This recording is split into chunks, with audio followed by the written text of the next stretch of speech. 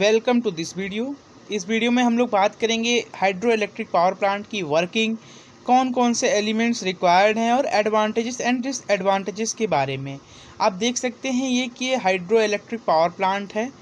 इसमें डैम के थ्रू पानी छोड़ा जा रहा है और वह पानी पेनस्टोक्स पाइप के थ्रू टरबाइन पे सीधा ही प्रेशर बना रहा है और टरबाइन पे जैसे ही वो पेनस्टोक पाइप के थ्रू पानी आया तो जो पानी की जो काइनेटिक एनर्जी वाटर में रहती है उसको टरबाइन ने किस में कन्वर्ट कर दिया, मैकेनिकल एनर्जी में। जैसे ही टरबाइन रोटेट करना स्टार्ट हो गई पानी के प्रेशर से, टरबाइन ने काइनेटिक एनर्जी को मैकेनिकल एनर्जी में कन्वर्ट कर दिया। अब आगे हम लोगों ने टरबाइन को एक जनरेटर से जोड़ करके रखा है। जो जनरेटर का क्या काम है, मैकेनिकल एनर्जी को हमारी इलेक्ट्रिकल एनर्जी में कन्वर्ट कर दे। और टरबाइन के आगे ये जो आप लोग वाटर देख रहे हैं, ये डिस्चार्ज वाटर है, इसका कोई काम नहीं है। देखिए, जनरेटर जैसे ही मैकेनिकल एनर्जी को इलेक्ट्रिकल एनर्जी में कन्वर्ट कर देता है, उसके आगे हम लोग उसको ट्रांसमिटेड लाइनों के द्वारा भेज सकते हैं जहां हमारी इच्छा हो, जहां पे भी उसकी रिक्वायरमेंट हो उस इलेक्ट्रिसिटी की। तो इस प्रकार से hydro electric power plant work करता है। हम लोग पानी छोड़ते हैं डैम से पेनस्टोक पाइप के थ्रू, जो टरबाइन पे प्रेशर बनाता है और टरबाइन रोटेट करना स्टार्ट हो जाती है और पानी की काइनेटिक एनर्जी को मैकेनिकल एनर्जी में कन्वर्ट कर देती है। उसके बाद मैकेनिकल एनर्जी को जनरेटर क्या करता है, इलेक्ट्रिकल एनर्जी में कन्वर्ट कर देता है, क्योंकि जनरेटर का वर्क ही यही होता है कि मैकेनिकल एनर्जी को इलेक्ट्रिकल एनर्जी में कन्वर्ट करना। और जैसे ही मैकेनिकल एनर्जी इलेक्ट्रिकल एनर्जी में कन्वर्ट हो गई, हम लोग उसको किसी भी लॉन्ग डिस्टेंस पे ट्रांसफार्मर का यूज करके या ट्रांसमिशन लाइंस का यूज करके, चाहे जहां हमारा मर्जी हो वहां पे हम उसको भेज सकते हैं जहां पे उसकी रिक्वायरमेंट हो। और आगे जो डिस्चार्ज वाटर रहता है, जो इस टरबाइन के काइनेटिक एनर्जी को मैकेनिकल एनर्जी में कन्वर्ट करने के बाद जो वाटर बच जाता है, उसको आगे हम लोग रिवर्स में छोड़ देते हैं। तो ऐसा कोई है नहीं कि छोटे मोटे जगह पे हम लोग हाइड्रो इलेक्ट्रिक पावर प्लांट को बना सकते हैं, स्टेबल कर सकते हैं। तो इसके लिए बहुत बड़ी जगह चाहिए। तो आप लोग ये देख सकते हैं, hydro electric power plant can be divided into the following major component. तो पहला ही है इसमें कैटचमेंट एरिया। एरिया जैसा एरिया, अब हम टाउन के बीच में इसको बना नहीं सकते क्योंकि इतनी बड़ी जगह नहीं मिलेगी या कहीं पे नदी का सोर्सेज नहीं मिलेगा। सेकेंड पॉइंट है वाटर। तो वाटर के लिए हम कोई बोतल के पानी से तो टरबाइन रोटेट नहीं करवा देंगे। बहुत ही विशाल, मतलब समुद्र या बोल सकते हैं नदी तो मान सकते हैं, जिसमें हम डैम बना सकें और वो प्रेशर से पानी छोड़ा जा सके। जैसे पहाड़ों के ऊपर इसको हम लोग बना सकते हैं स्टेबल। हालांकि पहाड़ों के ऊपर बनाने में दिक्कतें आती हैं। अगर पहाड़ों के ऊपर कोई नदियाँ हैं तो हम इसमें इसको बना सकते हैं, क्योंकि पहाड़ ऊपर रहेंगे, हम नीचे अपना टरबाइन लगाएंगे। पेनस्टोक पाइप के थ्रू जैसे ही वाटर नीचे आएगा, टरबाइन स्टार्ट हो जाएगी रोटेट होना। तो इसमें हमें ज़्यादा काम नहीं करना पड़ेगा। तो पहाड़ों के ऊपर इसको आसानी से बनाया जा सकता है। ये पेनस्टोक पाइप ही इसका मेन काम करता है। ये टरबाइन तक पानी को लाता है। जैसे ही यह टरबाइन तक पानी को लाता है, टरबाइन रोटेट करना स्टार्ट होती है, क्योंकि जब तक टरबाइन रोटेट नहीं करेगी कुछ भी हमारा काम होने वाला नहीं है। और उसके बाद आप देख सकते हैं इसमें कोई फ्यूल की रिक्वायरमेंट नहीं होती है। क्यों? क्योंकि ये वाटर जो रहता है यही एक तरह से फ्यूल का काम करता है, क्योंकि ये क्या करता है, टरबाइन को रोटेट करता है, टरबाइन काइनेटिक एनर्जी को हमारे मैकेनिकल में कन्वर्ट करती है।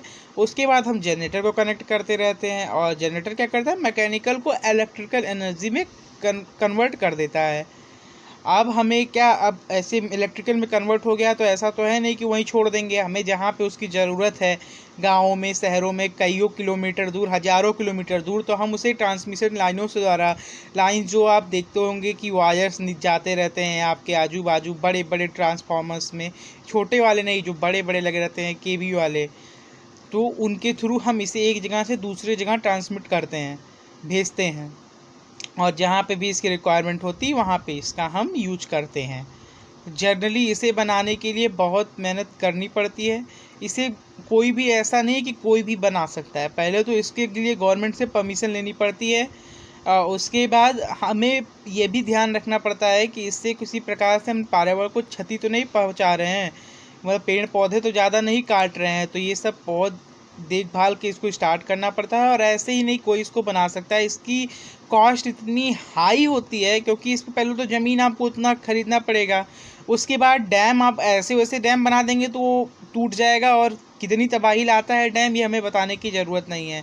और ये टरबाइन आप उसमें स्टेबल करेंगे तो इसके लिए आपको ट्रेंड लोगों की ज़रूरत पड़ेगी और उसके अलावा बहुत सारी चीज़ों की ज़रूरत पड़ेगी डैम बनाने के लिए। तो इसमें भी मतलब हाई कॉस्ट इसकी बहुत ही हाई रहती है, तो इसको एक प्रकार से हम इसका डिसएडवांटेज मान सकते हैं।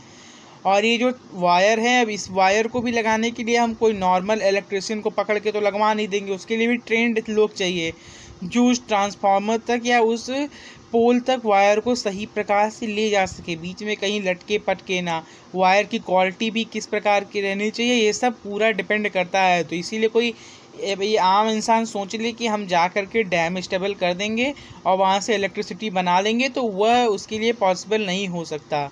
ऐसा कहना बुराई नहीं होगा, क्योंकि इसमें एक हाई कॉस्ट जो इसका डिसएडवांटेजेस है। और एडवांटेजेस की हम बात करें तो आप लोग देखिए, इसमें ना तो कोई फ्यूल की रिक्वायरमेंट है और ना तो इसमें कोई वेस्ट हो रहा है, पोल्यूशन भी इतना नहीं हो रहा है। जो वाटर हमारा डिस्चार्ज हो जा रहा है उसको हम लोग नदियों में छोड़ सकते हैं, नदियों में हम उसकी किसी भी चीज़ के लिए यूज कर सकते हैं। सिंचाई हो गया, खेतों में दे सकते हैं, गाय भैंस हो गई, जानवरों को दे सकते हैं। तो ये सब इसमें कोई पोल्यूशन का भी झंझट नहीं रहता, बस यही रहता है कि इसमें हाँ कॉस्ट ज़्यादा रहता है। और ये भी रहता है कि अगर आपने एक बार इसको स्टेबल कर दिया तो ये काफ़ी लॉन्ग टाइम तक आपको प्रॉफिट देता रहेगा। अगर कोई दुर्घटना ना हुई तो वह डैम जल्दी नहीं टूटता है, अगर अच्छे से उसकी कंस्ट्रक्शंस हुई हैं। और हाँ, टरबाइन की मेंटेनेंस हमें करनी पड़ती है, क्योंकि कभी कभी क्या होता है टरबाइन की ब्लेड्स टूट जाती हैं। तो ये इसके एडवांटेजेस हैं। Economical in large size, quite neat and clean. Neat and clean तो है ही, इकोनॉमिकल भी है। कैसे नीट एंड क्लीन है, क्योंकि कोई इसमें पोल्यूशन नहीं होता है। जो वाटर वेस्ट होता है उसको हम लोग कहीं रिवर्स में छोड़ देते हैं, सिंचाई के काम आ जाता है, खेती के काम आ जाता है। Running cost are less since no fuel are is required. Running cost low होती है क्योंकि कोई फ्यूल रिक्वायर नहीं है। सही तो बात है, जब उसमें कोई फ्यूल का काम ही नहीं है तो क्यों रिक्वायर, हम क्यों फालतू का फ्यूल लें। जब वाटर ही फ्यूल का काम कर रहा है, वाटर ही टरबाइन को रोटेट कर रहा है और टरबाइन ही उसको काइनेटिक एनर्जी को मैकेनिकल में कन्वर्ट कर रही, तो वाटर ही एक तरह से यहाँ पे फ्यूल है। और it can be started in no time, बिल्कुल टाइम नहीं लगता है। जैसे ही हम पेनिस्टोक पाइप के द्वारा प्रेशर से वाटर छोड़ते हैं, टरबाइन रोटेट करना स्टार्ट हो जाती है और आगे वह काइनेटिक को मैकेनिकल में और जनरेटर के थ्रू मैकेनिकल को इलेक्ट्रिकल में कन्वर्ट कर देते हैं। और इसकी जो इफ़िशियंसी होती है वो भी काफ़ी ज़्यादा होती है, मोर देन 80% होती है, या अप टू 80% तो होती ही होती है। और इसकी लाइफ भी बहुत ज़्यादा होती है। लाइफ से मतलब उम्र एक तरह से कहा जा सकता है, जो डैम के ऊपर एक तरह से डिपेंड करता है किस प्रकार का डैम है, कितनी अच्छे तरह से डैम बनाया गया है, उसमें कोई भ्रष्टाचार नहीं किया गया है, घोटाला नहीं किया गया है, तो ये काफ़ी लॉन्ग टाइम तक स्टेबल रह सकता है। अब इसके डिसएडवांटेजेस की हम बात करें तो इसकी कॉस्ट बहुत हाई होती है, हाई कैपिटल कॉस्ट। ये तो हमने आपको भी बता ही दिया, क्योंकि अब आप डैम बनाने जा रहे हैं तो एक बोरा सीमेंट, एक बोरा ईंटे से तो बन नहीं जाएगी, और उसके लिए भी हाई क्वालिटी के मटेरियल्स यूज करने पड़ेंगे। High cost of transmission lines के लिए भी सही बात है। कहाँ पे आप सोचिए, आप सपोज़ आप एक पहाड़ पे बना रहे हैं और आपको कहीं पे एकदम नीचे के क्षेत्र में ले जाना है, तो वहाँ से आपको उतनी दूर की ट्रांसमिशन लाइन चाहिए। या सोचिए आप इसको हिमाचल प्रदेश में बना रहे हैं और आपको इसको महाराष्ट्र में ले जाना है, तो इतना दूर की ट्रांसमिशन लाइन चाहिए ही चाहिए हमें। Skilled and experienced hands are required to build the plant.